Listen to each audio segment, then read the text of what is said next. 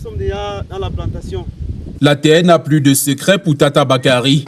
À 38 ans, il a déjà expérimenté une pléthore de cultures. Nous sommes sur ma deuxième pépinière parce que le premier c'était à la maison.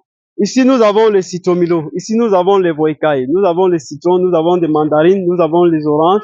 Nous avons les avocatiers de différentes espèces. Nous avons les palmiers à huile, hybrid seeds. Nous avons aussi les sapoutiers. Ses échecs et ses réussites ont forgé l'entrepreneur rural dont l'aura aujourd'hui va au-delà des frontières camerounaises. Pourtant, son parcours n'a pas été un long fleuve tranquille.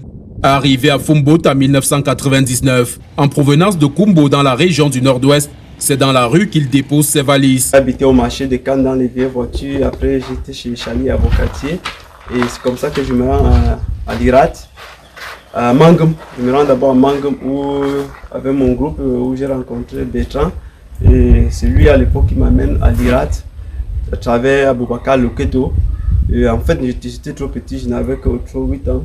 Et c'est comme ça qu'étant là-bas, il fallait travailler avec les autres, mais j'étais trop petit. Je commence par laver les assiettes. De laveur d'assiettes, il est sollicité un jour pour participer au sémi dans une plantation.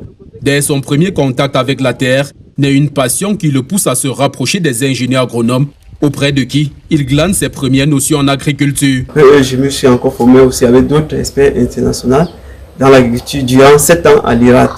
Mais M. Fofé Lucas a été toujours mon père adoptif. Ayant suffisamment appris, il est recruté en 2007 par un particulier qui l'amène à Yaoundé, mais l'aventure est éphémère. Il retourne à Fumboat, sa terre porte-bonheur, où il développe ses propres plantations avec des productions croissantes au fil des années, comme le démontrent les statistiques de l'année 2024. Nous avons eu 120 tonnes de maïs et en haricots, nous avons plutôt eu 50 tonnes. Sauf que cette production est loin de satisfaire Tata Bakary, qui pense que le rendement aurait pu être meilleur si toutes les conditions étaient réunies. En général, au Cameroun, quand vous regardez bien, on a problème de semences. On a seulement les semences qui viennent de l'étranger. Pourtant, nous-mêmes aussi, nous pouvons produire des semences qui sont meilleures que ce qui vient de l'étranger. Donc, je pense que notre véritable problème, c'est d'avoir les moyens d'abord pour se lancer en semences, parce que tous les jeunes, tous ceux qui se lancent dans l'agriculture, on a un problème de semences. Pour présenter ses difficultés au chef de l'État, il a essayé plusieurs fois de le rencontrer en vain. J'ai demandé l'audience à la présidente. Plusieurs fois, je n'ai pas obtenu l'audience. Mais je croyais qu'un enfant de la rue ne pouvait pas être félicité par le chef de l'État. Aujourd'hui, j'en suis satisfait.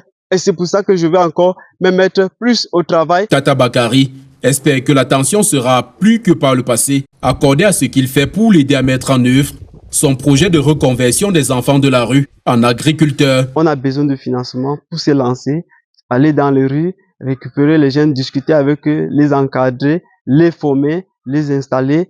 C'est ça le plus important et les difficultés qui me tiennent en cœur. Dans ces différentes plantations, Tata Bakary emploie une centaine de personnes et son ambition est de faire mieux non seulement pour réduire le chômage, mais surtout pour participer à la sécurité alimentaire du Cameroun.